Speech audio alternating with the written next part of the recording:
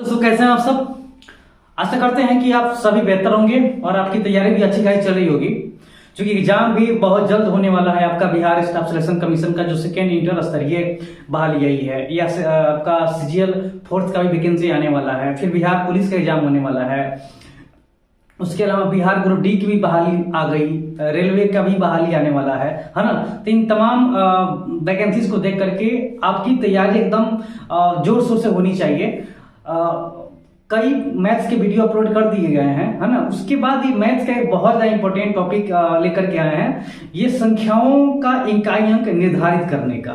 अक्सर एग्जाम में क्वेश्चन पूछ दिए जाते हैं, उसका अगर आपको कंसेप्ट पता नहीं होगा, टेक्निक पता नहीं होगा, तो फिर आपसे क्वेश्चन छूट जाएगा।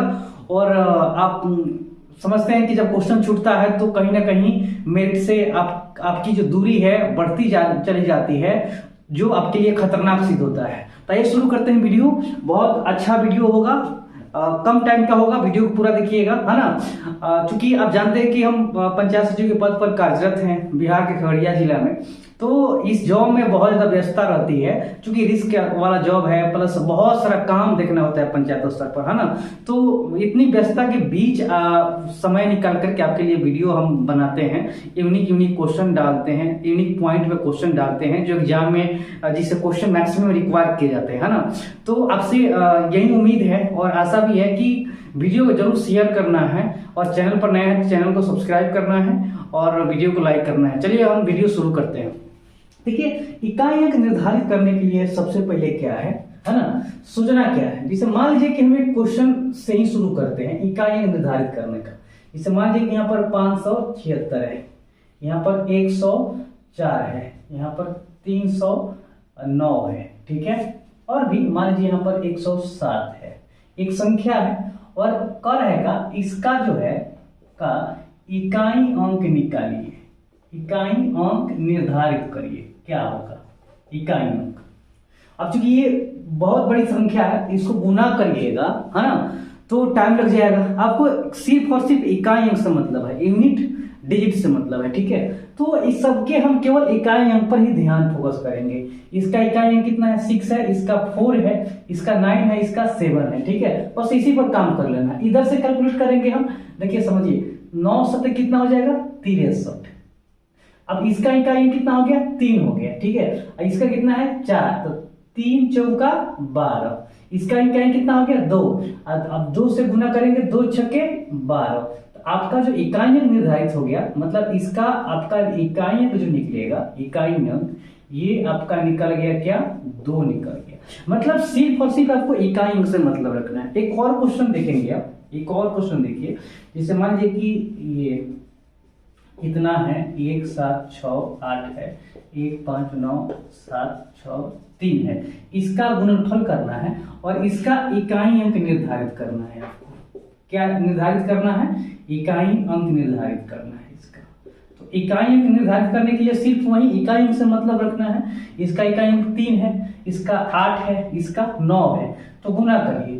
अब देखिए क्या, 3 से 8 में 8 त्रिका 24 हो गया। इसका इकाई अंक कितना हो गया, 4।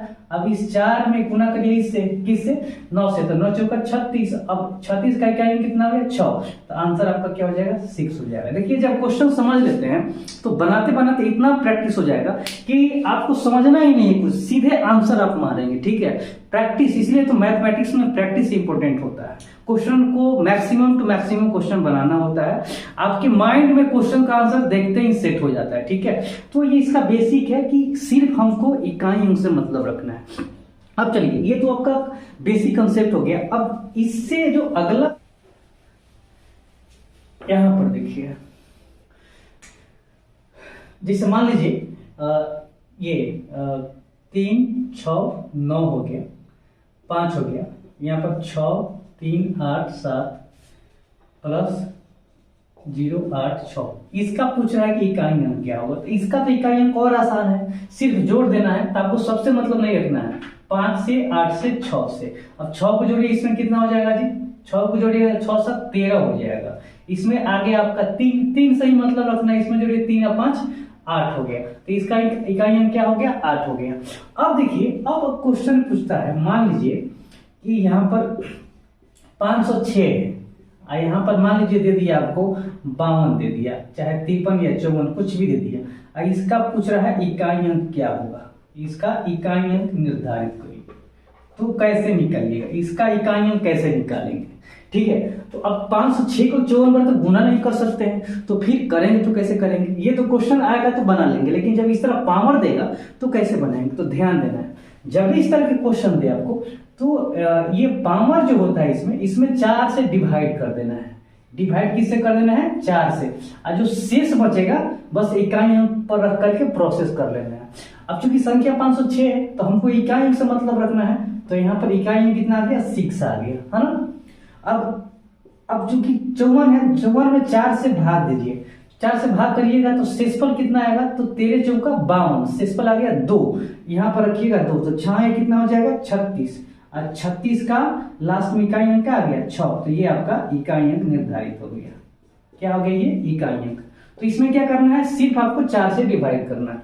एक क्वेश्चन और लीजिएगा, मान लीजिए कि यहाँ पर 1 5 6 3 और यहाँ पर 1 6 8 5 सपोज मान लीजिए इतना दिया गया है, या कुछ और भी दिया गया है, ऐसे दिया गया। इसका इकाई अंक अगर आपसे पूछता है, मान लीजिए कि इसका इकाई अंक कैसे निर्धारित करिएगा, ठीक है।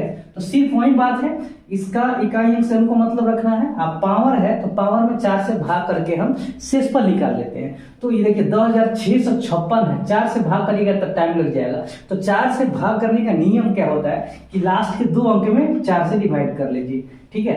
तो क्या होगा, 14 चौका 56 हो गया। ये देखिए पूरा का पूरा कट गया, 14 चौका 56 हो गया। जब पूरा कट जाता है तो वहां पर हम पावर 4 अपने मन से रख देते हैं, ठीक है। जब पूरा कट जाए, जैसे मान लीजिए 16 दिया है पावर, 4 से कटिए गया तो ये जी शेष हो जाएगा आपका 0, तो आपको 4 ले लेना है हिसाब से, तो हो जाएगा आपका 4। तो 3 को 4 बार गुना करिएगा आप, कितना बार, 4 बार, तो कितना हो जाएगा, 3 3 9 9 3 का 27 और 27 3 81 81 हो जाएगा। लास्ट इकाई अंक आपका क्या आ गया, 1 आ गया, है ना। तो इस तरह जो है इकाई अंक निर्धारित वाले क्वेश्चन बनते हैं, ठीक है। जिसे क्वेश्चन अगर हम देते हैं एग्जाम में, मान लीजिए कि ऐसा क्वेश्चन अगर फिक्स किया जाए,